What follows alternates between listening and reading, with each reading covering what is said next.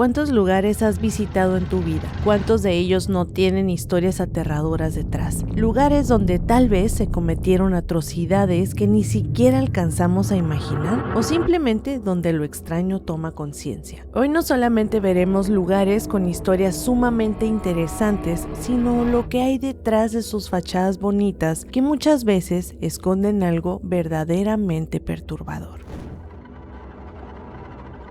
Hay un valle que, visto desde arriba, no parece ser la gran cosa. No es enorme, ni tampoco es espectacular, ni mucho menos tiene una forma específicamente llamativa. Más bien, es un terreno bastante pequeño, de unos 2 kilómetros de largo y, según el tramo, entre 100 y 500 metros de ancho, es decir, no tan grande. Y justamente eso es lo que lo hace tan difícil de comprender, porque ahí una y otra vez comienzan a aparecer animales sin vida. No todos juntos, pero sí siguen un patrón muy en específico, específicamente temporada tras temporada. Por ejemplo, primero son las aves, luego animales pequeños, como por ejemplo liebres, roedores, y hasta ahí, pues alguien podría pensar que tal vez es parte del mismo ciclo natural. Pero el problema es que la historia no se queda ahí. Lo que empieza a notarse después es la secuencia. Estos primeros cuerpos atraen otros animales, por ejemplo zorros, linces y otros oportunistas que llegan porque el lugar puede ofrecer alimento fácil. Lo que pasa aquí es que después de usar toda esta misma lógica como de círculo, empiezan a aparecer otros depredadores mucho más grandes, como por ejemplo los osos. Y el valle no necesita empujarlos para quitarles la vida, sino que pues ellos llegan solos, pero el resultado sigue siendo exactamente el mismo. Esto cabe aclarar que no es un caso aislado, no es un animal que falleció por una caída o algo por el estilo. Es como si este sitio armara una cadena perfecta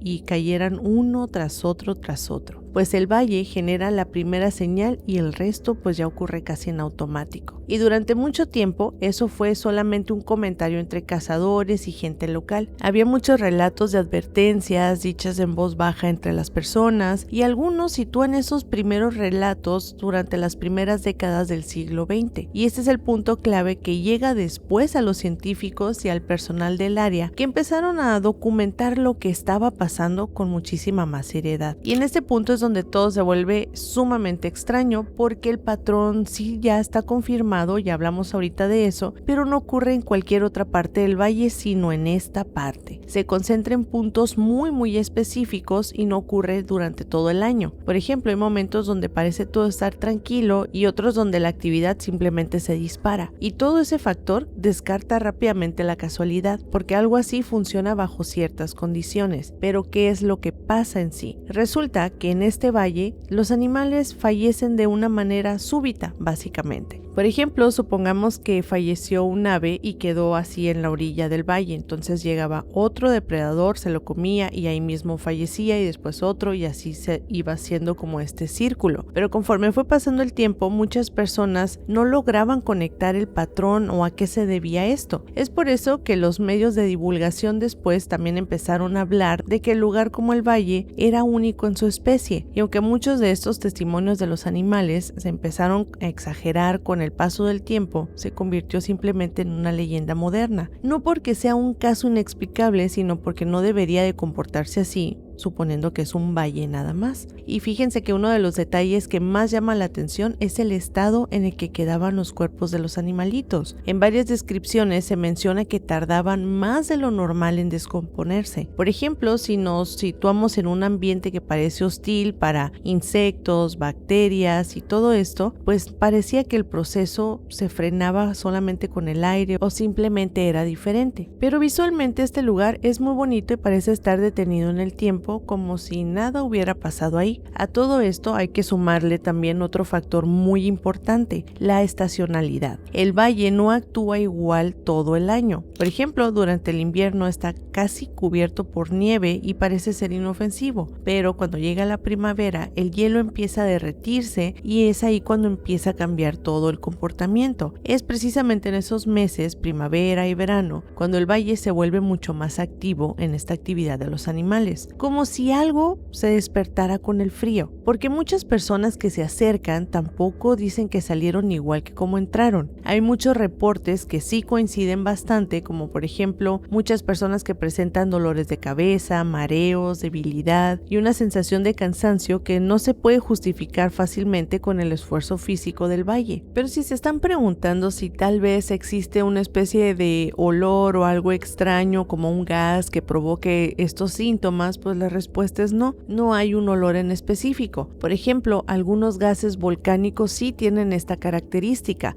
Al principio sí se notan o los puedes percibir más fácil y luego dejan de notarse. Y la verdad es que este punto sí es muy peligroso porque es cuando ya uno se empieza a confiar. Pero hay un detalle que se repite mucho en los testimonios y que va cambiando por completo la forma en la que podríamos ver este lugar tan simple. Basta con alejarse hasta el fondo del valle, como si el problema no estuviera en todo el entorno, sino centrado en una sola área específica abajo. Hagan de cuenta que es como si este valle fuera una especie de recipiente natural donde algo invisible se acumula y que hasta el día de hoy no se sabe qué es. La explicación más aceptada apunta justamente a eso, que el valle funciona como una trampa de gases, que se empieza a acumular dióxido de carbono, sulfato de hidrógeno y otros compuestos sulfurosos que por la forma del terreno y las condiciones del viento quedan pegados en el suelo. El dióxido de carbono es mucho más pesado que el aire, así que no se puede dispersar con tanta facilidad, por eso se queda ahí. Y lo interesante es que esto no se queda como solamente en una teoría, porque hoy ya existen muchas investigaciones que miden directamente esas emisiones. En estudios posteriores se analizó también que el valle podría tratarse de un sistema geotermal activo. Y aquí vamos a poner datos, mapas y registros, porque no se trata de un mito al azar contado nada más para hacer el sitio interesante. Y aún así, entender la explicación no termina de quitarle todo el misterio a todo esto. Pero si de por sí este lugar ya es sumamente interesante y misterioso, hay otra cosa que es, hagan de cuenta, la cereza del pastel, porque muchos habitantes de este lugar hablaban de estructuras muy curiosas, que siempre salía a la conversación de los turistas, de los locales y pues como una especie de historia o leyenda para que la gente no se acercara ahí, por eso la contaban, que esto básicamente serían las calderas. Y no son objetos que estén a la vista como por ejemplo edificios ni ruinas claras. Lo que las personas describen haber visto son estructuras enormes, redondeadas y hechas de metal, casi siempre parcialmente enterradas. A veces solamente se llega a ver un solo borde curvo saliendo del suelo, pero otras veces aparece hasta una pared lisa que no parece ni de roca ni de hielo. El resto de esta estructura parece estar enterrado bajo tierra y pegado por el mismo permafrost. Y hay muchas personas que las comparan con calderas porque no tienen forma de cúpula, como si alguien hubiera empujado un objeto gigantesco hacia el suelo y pues el mismo terreno lo hubiera ido cubriendo con el paso de los años. Y ojo, esto es muy importante porque no tiene marcas visibles de herramientas modernas, ni tampoco remaches claros, ni mucho menos señales de evidencia de corrosión. Y ese es un detalle que se repite mucho, que no se oxidan, incluso para un ambiente donde todo termina deteriorándose. Algunos cazadores también dicen que el metal tiene una cierta tonalidad extraña, entre rojizo y oscuro, y que al tocarlo no se siente como un acero común. No es frágil como tal, pero tampoco se desmorona, pero tampoco parece como una roca. Cuando se golpea, dicen que el sonido es apagado, como si fuera sumamente grueso y sólido por dentro. Hay otro punto también que se menciona mucho, que es el calor. Incluso, por ejemplo, en temporadas de frío extremo, cerca de estas estructuras el suelo puede sentirse menos rígido. No es que esté caliente como una estufa, por ejemplo, pero no se descongela igual que el resto del terreno. Y eso ha llevado a que algunas personas lo utilicen como refugio improvisado durante tormentas o durante viajes largos. El problema es que quedarse en este lugar no suele terminar bien. Los relatos coinciden en una secuencia bastante clara. Primero aparece el cansancio que no se justifica, que no encuentras una razón por la cual sentirte así. Luego está el dolor de cabeza, el mareo, las náuseas y todo que llega de repente. Y todas estas emociones, todo esto que tú estás sintiendo cuando te quedas ahí, se va acumulando y se va acumulando hasta que te sientes 100% mal. Quienes han pasado una noche cerca de este lugar cuentan que al salir sienten como una especie de alivio. Pero los efectos efectos secundarios pueden volver a salir días después. Las personas adultas que ya están más grandes, que viven cerca de este lugar, dicen que con el tiempo el cuerpo empieza a resentir este contacto con la estructura, sobre todo si alguien regresa más de una ocasión. Por eso hay una regla bastante sencilla entre los cazadores de esta localidad. Para empezar, es no dormir ahí y no volver. Y los animales también, curiosamente, con el paso de los años parecen saberlo antes que los humanos. Los perros, por ejemplo, se detienen, se resisten a avanzar, los renos cambian de ruta y no es un pánico como si alguien los estuviera a punto de cazar, sino como que ellos sienten que hay ciertas zonas donde no pueden cruzar, específicamente donde se encuentran estas calderas. Aquí también existe un tema de la desorientación, porque hay personas que aseguran haber perdido el sentido de la dirección en ese sector específicamente. Incluso gente que ya está súper acostumbrada a moverse por la taiga y que las brújulas de repente empiezan a volverse locas, empiezan a marcar cosas que no son, que los equipos empiezan a fallar, las rutas se sienten más largas de lo normal. Y esto no siempre pasa, pero pasa lo suficiente como para que se haya vuelto parte del relato local. Y en este punto es donde todo se queda sin una respuesta clara. ¿Por qué no existen registros de quién pudo haber fabricado estas estructuras así de la nada? No encajan tampoco con estructuras conocidas de la región o con instalaciones modernas documentadas. Tampoco hay excavaciones formales que hayan dejado completamente expuestas las estructuras. Y todo lo que se sabe únicamente viene de avistamientos parciales, de relatos también que han sido repetidos durante muchas generaciones y búsquedas que nunca terminan de confirmar absolutamente nada. Algunas personas también piensan que esto podría tratarse de tecnología antigua, olvidada y tal vez enterrada por cambios geológicos. Otros más creen que esto podría tratarse de un mecanismo creado para algún propósito en específico, pero lo que sí es una verdad es que sigue formando parte de algo que no entendemos. Y también, obviamente, tiene que haber personas que van mucho más lejos y dicen que estas estructuras no son de origen humano. Y la verdad es que sea lo que sea, las calderas no se presentan como un descubrimiento espectacular. No brillan, no llaman la atención desde lejos, ni mucho menos. Están ahí medio ocultas, sin una explicación clara. Pero es que todo esto, todo lo que te acabo de contar, es lo que hace que este lugar sea tan fascinante y tan misterioso al mismo tiempo.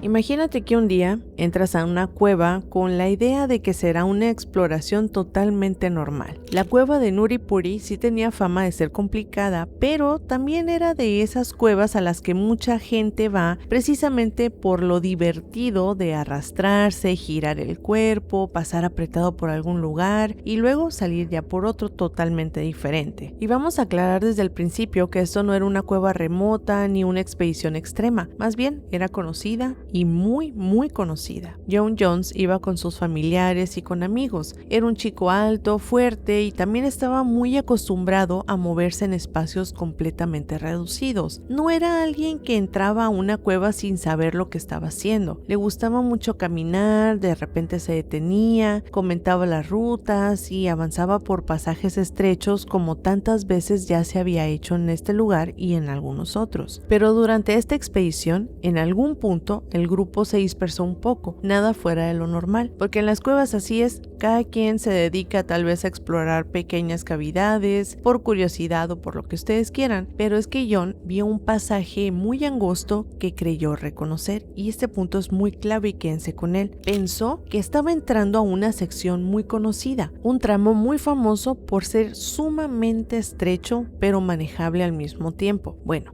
John metió primero la cabeza. Al principio avanzó con mucho cuidado, apoyó los brazos, se empezó a empujar con las piernas y se deslizó unos centímetros. El túnel se empezaba a cerrar, pero no de forma alarmante, sino algo más bien emocionante. Hasta que después intentó cruzar un poco más buscando un espacio para acomodarse. ¿Pero qué crees? No lo encontró. Trató de retroceder, pero sus hombros ya no pasaban. Y es en este punto cuando el problema se volvió algo 100% real. El pasaje tenía una forma de L. Para que entendamos mejor esto, les voy a dejar una imagen del mapa. No era un tubo secreto ni nada por el estilo. Su cuerpo, hagan de cuenta, quedó inclinado con el pecho presionado contra la roca, la espalda rozando el techo y la cabeza estaba apuntando hacia abajo en un ángulo muy pronunciado. Con cada intento que John hacía para moverse, se encajaba más y se iba atorando más y más. En este momento él ya no podía ni girar, no podía impulsarse, no podía ni siquiera usar bien sus piernas. Posteriormente pidió ayuda y su hermano fue el primero en llegar hasta él. Intentó jalarlo de las piernas, pero no había espacio real como para poder hacer más fuerza. El túnel no permitía hacer esta acción de palanca. Cada intento terminaba en frustración y agotamiento, pero es que John seguía consciente, recordemos eso, pero ya empezaba a sentir el peso de la misma posición. Recordemos que estaba boca abajo. Estar así no solamente es muy incómodo, porque la sangre se te va hacia la cabeza, el pecho tiene menos espacio para expandirse, por ende respirar se vuelve un esfuerzo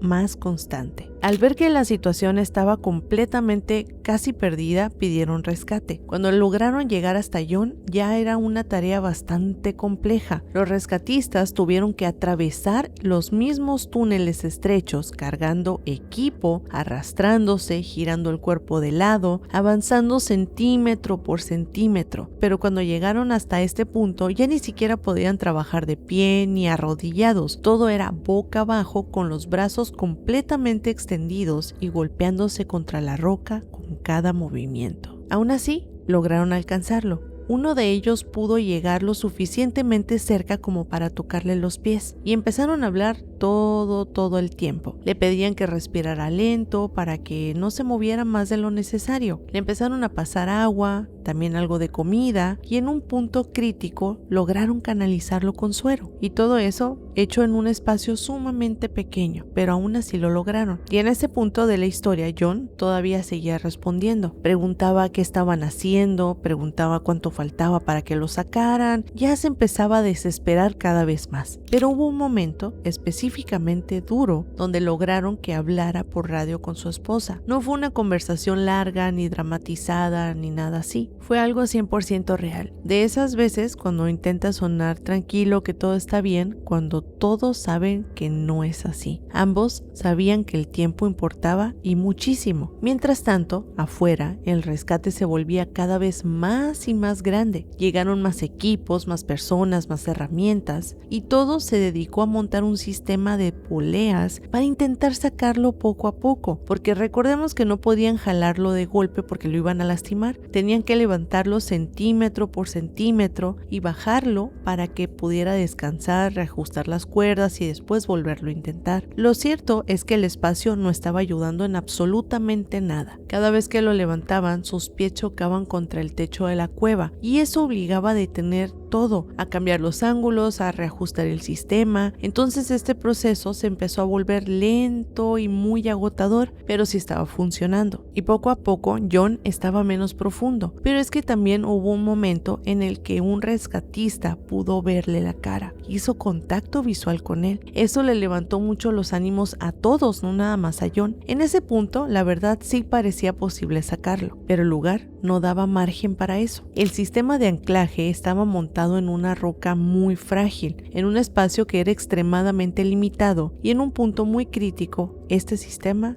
tristemente falló. No fue por un colapso, fue por más bien una pérdida de tensión. Todo el progreso que habían hecho durante todas estas horas se perdió. John volvió a quedar en la misma posición, aún más compleja todavía. Y cuando sucedió esto, uno de los rescatistas resultó herido y tuvo que salir de la cueva. Para entonces, John llevaba muchas horas en esta posición invertida. El cansancio ya no solamente era físico, respirar se volvía cada vez más difícil. El cuerpo no está hecho para permanecer así tanto tiempo. Los rescatistas en algún punto ya lo sabían, pero lo decían en voz baja. Aún así, seguían intentando, pero cada minuto les jugaba en contra. Después de más de un día completo de trabajo continuo, John dejó de responder. Se intentó reanimarlo, pero el espacio no permitía las maniobras efectivas. No había una forma de cambiar su posición sin poner en riesgo extremo a quienes estaban ahí. Eventualmente se confirmó lo inevitable y la cueva quedó en silencio. Después vino una decisión de las más difíciles que yo creo que esta familia ha enfrentado durante toda su vida. Recuperarlo implicaba un riesgo muy alto para absolutamente todos los que estaban ahí. Desgraciadamente, la cueva se cerró con John adentro. Fue un lugar que durante años se visitó como un centro recreativo y se convirtió en un recordatorio brutal de lo rápido que una situación puede salirse de control cuando estás bajo tierra. Este caso marcó a la comunidad de rescate, a los espeleólogos para siempre, no solamente porque fue una falla, sino por la combinación impecable del espacio, de la geometría, la gravedad, el tiempo y también, hay que decirlo, el ego, porque fue un pequeño error en el lugar equivocado sin ningún margen de poderlo corregir. Y son todos estos factores que hacen que esta historia pese tanto, porque nunca hubo un momento claro donde todo se rompiera. Fueron, hagan de cuenta, una serie de decisiones totalmente normales dentro de un entorno que nunca dio segundas oportunidades. La isla de Plum está pegada a la punta del este de Long Island, como si fuera un pedazo de tierra que quedó mal acomodado en el mapa. Y esto no es una isla gigante como tal vez te puedas estar imaginando. Anda más o menos por unos 840 acres, pero tiene lo justo que necesitas para que la imaginación se vaya por un camino totalmente bizarro y aterrador. Está frente a muchos edificios bastante viejos y durante muchas décadas fue isla federal con acceso controlado. Y cuando un lugar está así, completamente cerrado al público, aparece la pregunta inevitable que es: ¿por qué está cerrado? Antes de ser la isla laboratorio, la isla Plum fue Fort Terry, un fuerte costero que se utilizó por muchísimos años y que tuvo también vida militar hasta el periodo de conflictos del siglo XX. Ya desde ahí, el lugar carga una vibra muy extraña, mucha mortificación, personas aisladas, estructura militar, edificios funcionales, túneles, almacenes, todo lo que después con los años se vuelve una ruina con la misma historia. Pero lo que realmente cambió este juego llegó en 1952. En ese año, el sitio pasa a ser propiedad de la milicia. El enfoque no era defender la costa como antes, sino trabajar con algo relacionado con los conflictos biológicos orientado específicamente a los animales. O sea, enfermedades que tal vez en un futuro afectarían al ganado. Y esto no es una teoría que me estoy inventando, es parte del historial del lugar. Y aquí es donde la isla Plum empieza a agarrar esa fama de isla que fue cerrada y es secreta y todo esto, porque hay un edificio que se vuelve casi, hagan de cuenta, un personaje dentro de toda una historia muy compleja, el edificio 257. Esto antes era un almacén de torpedos o de minas allá por el año 1911 y luego se remodeló para usos de laboratorio, pero con el tiempo ese número se volvió un símbolo, porque cuando la gente piensa en la isla Plum, piensa el edificio donde pasaron todas esas cosas, aunque no sepas exactamente qué fue. Pero 2 años después, en 1954, todo esto dio un giro de 360 grados. El sitio se transfirió a la USDA y se estableció como un centro para estudiar enfermedades de animales exóticos. Y estoy hablando de esas enfermedades que si llegan a entrar a tu país, te deshacen por completo la ganadería y la economía. Y ahí, desde el punto de vista práctico, todo tenía sentido. Era un lugar totalmente aislado que era perfecto para contener los riesgos que tal vez se pudieran presentar. Pero culturalmente es lo peor que puedes hacer si quieres que la gente no se empiece a imaginar cosas, porque desde fuera lo que tú ves es otra cosa completamente diferente. Es una isla federal que está completamente cerrada, con paso militar y un laboratorio dedicado a patógenos animales. Y eso, aunque sea por bioseguridad, pues se siente como un secreto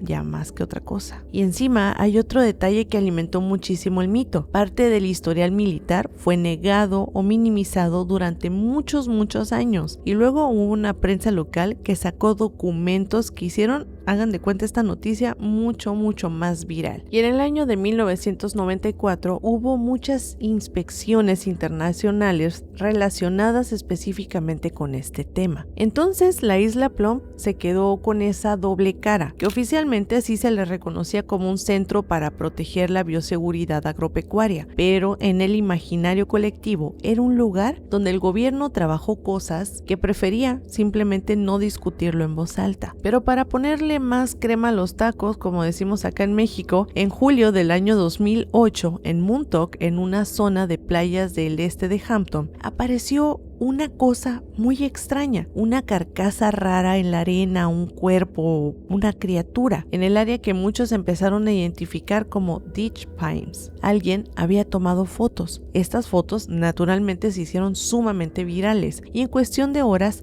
todo el internet ya se estaba preguntando ¿qué animal es? ¿Y de dónde salió? La carcasa de esta cosa es sumamente extraña, no porque tenga algo sumamente extraño como 3 cabezas o algo así, sino porque cuando el cuerpo pasó por el agua, la sal y la arena y la descomposición y la naturaleza hizo las cosas que tenía que hacer, se le cayó el pelo y se le deformaron algunas partes. Lo que parece ser como un pico tal vez puede ser otra cosa y lo que parece una piel lisa tal vez pueda ser un tejido expuesto. Pero claro, el internet no quería escuchar nada de eso, pero en este punto entra la isla Plum. La conexión nace casi como un reflejo local, que sí hay un laboratorio en una isla muy cercana y que después aparece algo raro en la playa que tal vez escapó o vayan ustedes a saber, y no es una conclusión científica claramente, pero es la forma humana en la que tenemos todos de llenar un vacío cuando vemos un caso que es sumamente extraño y que no sabemos cómo solucionarlo o cómo cerrarlo. Pues la isla Plum se volvió el villano perfecto del cuento porque estaba cerca y porque ya tenía mucha reputación de años atrás. Después llegaron más lecturas un poquito más sobrias. Por ejemplo, divulgadores y biólogos como Derry Nash sostuvieron que lo más probable es que esto se tratara de algo terrestre, por ejemplo, un mapache o un animal similar, alterado por el mismo estado del agua y la descomposición. Y ya sé que eso no suena nada emocionante, pero sí suena muy realista. Pero aquí viene otro giro que pues hace que este mito pues todavía no se acabe. ¿Qué creen que pasó con este animal después? ¿Desapareció? No hubo un espécimen disponible para poderle hacer un análisis formal y saber qué era realmente. Y al no tener un cuerpo físico, el caso se quedó exactamente como le gusta el misterio, con una imagen viral, sin prueba final y con una isla secreta lista para absorber toda la culpa. Así es como la isla Plum quedó pegada básicamente al monstruo de Montauk, no por la evidencia directa, sino porque fue el puente perfecto que la gente empezó a construir sola después de ver estas imágenes. Y el instituto que se encontraba en esta isla sí estaba enfocado a un diagnóstico, a una investigación y también a tratamiento para enfermedades animales transfronterizas. Y el plan del gobierno fue ir moviendo todas esas misiones hasta Arkansas a un centro más especializado, para eventualmente dejar atrás todas estas operaciones en la isla Plum. Y este punto la verdad es que es sumamente interesante porque el enfoque psicológico es inmediato. Cuando un lugar cerrado por mucho tiempo empieza a hablar de otros términos como por ejemplo cerrar, desmantelar, mover, la gente empezó a preguntarse muchas cosas. ¿Qué había ahí? ¿Qué quedó ahí? ¿Por qué se está abandonando o qué se quiere cubrir? Y no necesitas nada más para decir porque la idea yo creo que ya viene sola. Y con todo este contexto las teorías se empezaron a acomodar como niveles, vamos a ponerlo así, desde las que suenan muy posibles en una conversación hasta las que ya son un universo totalmente diferente. Lo primero que se dice o se especula es que esto podría haber escapado del laboratorio, y sí es la teoría más popular, porque obviamente combina la isla cerrada, el laboratorio y todo lo que apareció en la isla. El problema es que se sostiene más en el miedo y el misterio, más con datos públicos que conecten ese evento con el escape. La otra teoría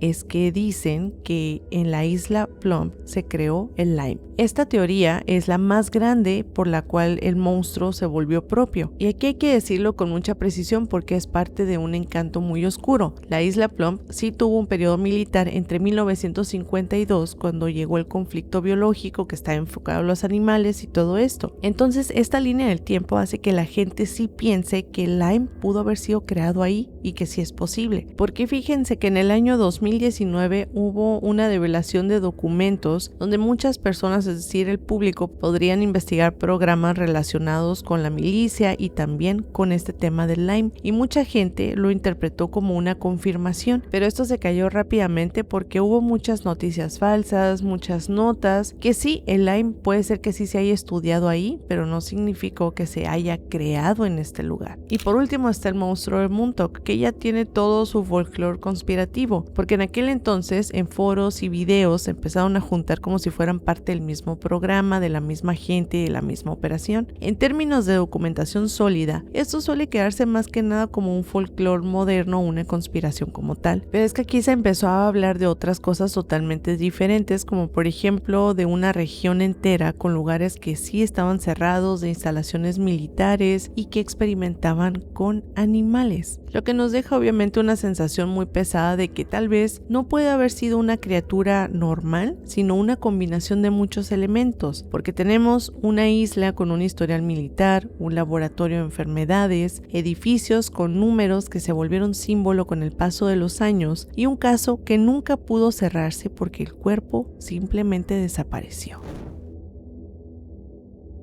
La Selva Negra no es un bosque cualquiera, no lo notas de inmediato cuando llegas, porque al principio parece ser solamente eso, árboles altos, caminos bien cuidados y pueblos totalmente tranquilos. Pero conforme te vas internando, algo va cambiando. La luz empieza a filtrarse de otra forma, el sonido se apaga, los árboles se cierran tanto que el cielo se vuelve una franja lejana, casi decorativa. Y ahí es cuando entiendes por qué este lugar carga con tanta historia extraña. Con el hecho de que no es un bosque pequeño porque son más de 6,000 kilómetros cuadrados de puro terreno montañoso, con valles profundos, pasos muy estrechos y zonas donde la señal se pierde sin aviso. Hay lugares, por ejemplo, donde puedes caminar horas y horas sin cruzarte con absolutamente nadie. Y eso en pleno centro de Europa pues ya es muy extraño. Hay muchos habitantes de esta región que sí que coinciden en algo, que el bosque confunde, no de manera exagerada, sino más bien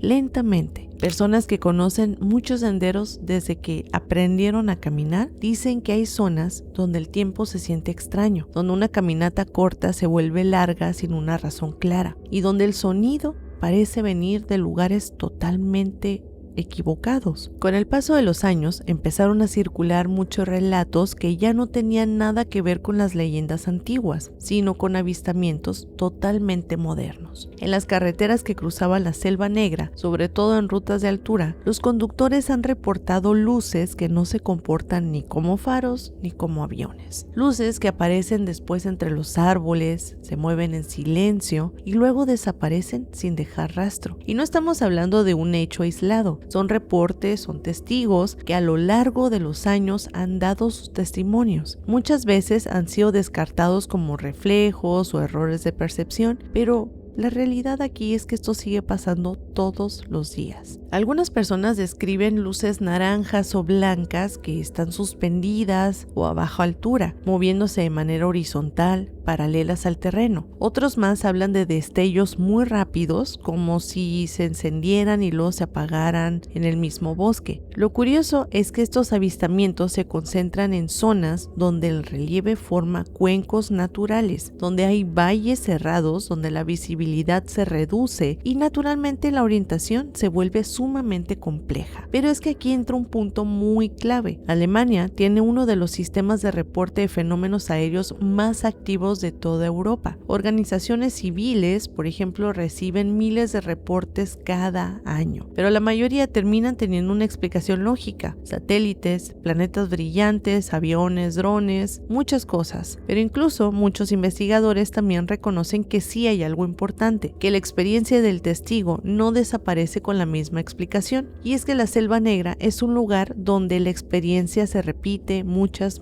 veces, porque en pueblos cercanos al bosque existen relatos de personas que aseguran haber visto figuras entre los árboles, no humanoides claros, tampoco criaturas definidas, sino siluetas que no encajaban bien con la forma natural de un animal, demasiado altas, demasiado quietas, y estas figuras parecen siempre estar observando y luego desaparecen. No hay fotos claras, tampoco hay pruebas, pero es que este patrón se repite, siempre al anochecer, siempre en zonas donde el bosque se vuelve muchísimo más denso. Pero también está el tema del sonido, o mejor dicho, de su ausencia. Algunos senderistas han descrito tramos donde de repente todo se queda en silencio, sin viento, sin aves, sin insectos. Este fenómeno no dura mucho, solamente puede a veces ser un minuto o a veces un poquito menos. Pero cuando pasa la gente lo recuerda, porque no se siente natural, porque hagan de cuenta que es como si el mismo entorno estuviera conteniendo el aire. Y este fenómeno ya se ha descrito no nada más en este bosque, sino en otras partes del mundo, como por ejemplo en Alaska. Y en los años recientes, con más cámaras, más tecnología, teléfonos, los reportes no se han disminuido. Al contrario, ahora parece ser una mezcla con tecnología. Muchas personas creen ver objetos imposibles cuando en realidad son satélites de Starlink, u otras personas también pueden captar luces que los explica que eran aviones, pero aún así hay grabaciones que no encajan con estas explicaciones tan cotidianas, no porque prueben algo, sino porque no se pueden descartar con tanta facilidad. Y todos estos sucesos son los que vuelven a la Selva Negra tan efectiva como un escenario de lo extraño, no porque te dé respuestas claras, sino que más bien nos da muchísimas dudas. Y sí existe un fenómeno que se repite mucho en los testimonios modernos, que es la desorientación. Con la llegada de la tecnología, las personas entran a los bosques ahora con GPS y mapas digitales, y aún así terminan caminando en círculos, no porque se pierdan técnicamente, sino porque el terreno parece cambiar. Caminos que no recuerdan haber visto, cruces que no estaban en el mapa, pendientes que no encajan con la distancia recorrida. No es nada extremo ni nada extraño, pero también es lo que se comenta. Pero sí es lo suficientemente real para hacerte dudar de tu misma percepción. Pero después de todo esto está la niebla. La Selva Negra ya de por sí es muy famosa, y la niebla aún más, porque aparece rápido, se mete entre los bosques, borra muchas referencias, y justo en esos momentos es cuando se concentran mucho más relatos de luces, de figuras extrañas, y no porque la niebla los cree o algo por el estilo, sino porque la gente ha visto algo que se mueve ahí, algo que es muchísimo más diferente a nosotros. Muchos investigadores creen que el bosque actúa como un amplificador psicológico. Otros hablan de condiciones geográficas que afectan la percepción, por ejemplo los valles cerrados, campos electromagnéticos locales, reflejos atmosféricos, y todo esto sí puede ser cierto, pero incluso cuando lo sumamos todo, nos queda un residuo difícil de quitar, la sensación de que no todo lo que ocurre ahí es fácil de clasificar. Obviamente la Selva Negra no necesita historias antiguas para imponerse, no necesita criaturas definidas ni relatos heredados, le basta con ser únicamente lo que es. Un bosque grande, denso, silencioso, donde la tecnología falla y donde la orientación se complica, y donde también demasiadas personas en distintos momentos se han sentido observadas por algo que ni siquiera pueden explicar.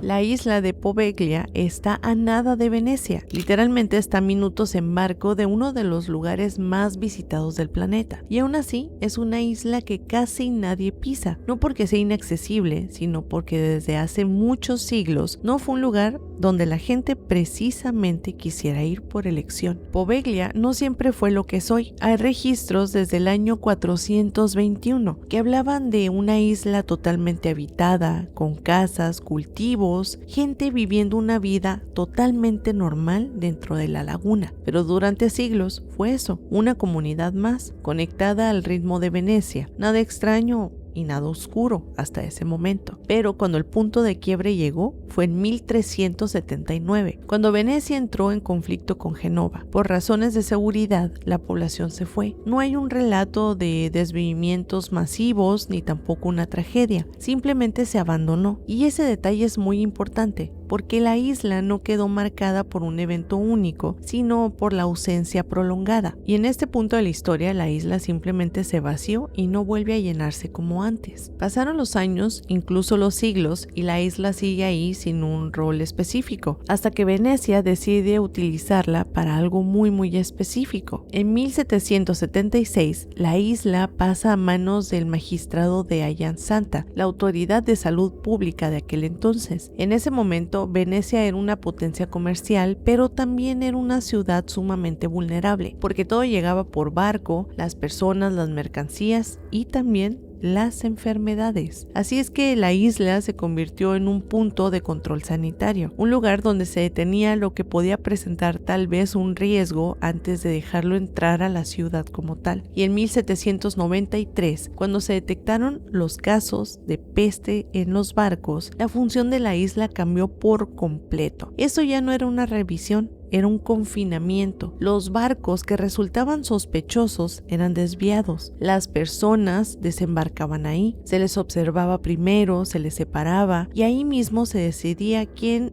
podía seguir y quién no. Y a partir de 1805 todo eso se formalizó. La isla se convirtió oficialmente en un lazareto. La iglesia se demolió, el campanario no desapareció, pero se reutilizó como un faro. Toda la isla empieza a responder a una sola lógica: aislar, contener y después esperar. Ese uso terminó en 1814 cuando el lazareto se cerró, pero la carga ya había quedado instalada. Desde ese momento la isla dejó de ser una isla nada más y se convirtió en el lugar al que se manda lo que no puede mezclarse con la ciudad. Durante mucho tiempo volvió a quedar en pausa hasta que en 1922 se le da una nueva función institucional. Los edificios se empezaron a adaptar para un nuevo centro de atención de largo plazo. Con el tiempo muchas narrativas lo llamaron el hospital psiquiátrico, otras hablaban de un asilo o de un geriátrico. Lo que sí se sabe es que ahí vivían personas sin recursos, gente que no tenía dónde ir, pero hay un dato que casi nadie menciona y que rompe todas estas ideas actuales, que en 1961 una autora describe a la isla como un lugar donde los ancianos indigentes trabajaban en huertos, hacían vino y llevaban vidas totalmente rutinarias. No era un sitio donde lastimaran a la gente con intención, era un lugar duro, pero sí era funcional dentro de la lógica. Y todo eso se cerró definitivamente en 1968. Y ahí la isla pues comenzó como la conocemos hoy. Un lugar totalmente abandonado, sin mantenimiento, sin habitantes, donde los edificios con el paso de los años se fueron deteriorando. Los techos empezaron a colapsar, la vegetación entraba por las ventanas, por los pasillos y el silencio se volvió permanente. Con el paso de las décadas, la isla se transformó en un conjunto de rutinas peligrosas, más por su estado estructural que por cualquier otra cosa. En ese abandono empezaron a aparecer los relatos extraños. Muchos exploradores urbanos, pescadores y curiosos que sí lograban acercarse, hablaban de ruidos, de ecos extraños, de sombras, de campanas que nadie tocaba o de una figura asociada a un médico que había trabajado ahí y que terminó después arrojándose desde el antiguo campanario. Nada de esto evidentemente está documentado, pero es lo que la gente ha contado con el paso de los años, porque se cree que tiene una carga energética sumamente grande, vestida de muchas tragedias y de personas que quedaron a merced de absolutamente nadie. Y el Estado italiano tampoco ayuda a calmar las aguas, mucho que digamos, porque en el año 2014 la isla se ofrece en arrendamiento a largo plazo por 99 años. Con el tiempo empezaron a haber más ofertas hasta que una persona que después sería alcalde de Venecia pues intenta comprarla, pero la verdad es que la propuesta no prospera. Las condiciones no le convencen, el acuerdo simplemente se cae y eso solamente refuerza la sensación de que la isla es un problema que nadie quiere resolver del todo. A principios del siglo XX, Filadelfia tenía un problema que nadie quería mirar por mucho tiempo. Había demasiada gente considerada incómoda para la ciudad, es decir, personas con enfermedades mentales, discapacidades, ancianos sin familia, gente pobre que no encajaba con la sociedad. La solución fue muy simple: sacarlos del centro y mandarlos a un lugar grande, lejos, con un terreno suficiente para que no estorbaran más. Pues así nació Bayberry, en el noreste de la ciudad, rodeado de campos, con edificios amplios y una lógica muy clara: encerrar y administrar. Al principio incluso se vendía como algo progresista: granjas, aire libre, trabajo manual, pero esto muy rápido se acabó, porque el lugar empezó a crecer más de lo que podía sostener. Para 1914 ya había más de 2,000 personas viviendo ahí. 2,000. Y es que el problema no era que tantas personas vivieran ahí, sino lo que vino después. El personal no creció al mismo ritmo con el que las personas fueron llegando. El presupuesto tampoco. Y el hospital empezó a operar en una sola prioridad real, que era contener. Con los años, Bayberry dejó de ser un hospital en el sentido médico y se convirtió en otra cosa totalmente diferente. Un lugar donde la gente entraba y simplemente desaparecía del mundo exterior. No porque falleciera, sino porque dejaba de importar. Nadie esperaba que se curara. Nadie tampoco esperaba que alguien saliera de ahí. Era un sitio donde el tiempo se detenía,